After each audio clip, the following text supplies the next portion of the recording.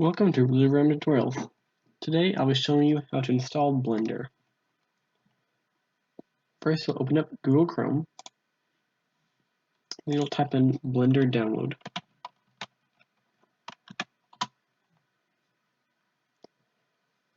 Once the page loads, click Blender, download blender.org,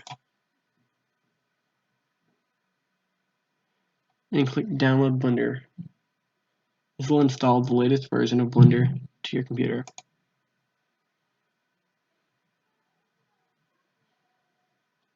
Blender will then start to install. Once installed, you can open the folder location, double-click on the installer, click on More Info, and run anyway.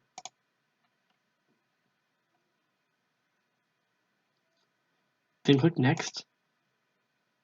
I accept. Next.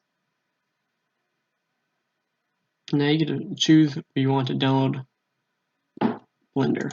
Once you have found the location you like to put it in, click OK. And then Next. Install.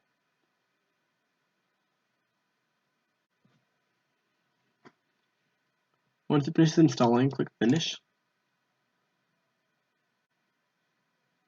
And there it'll be installed.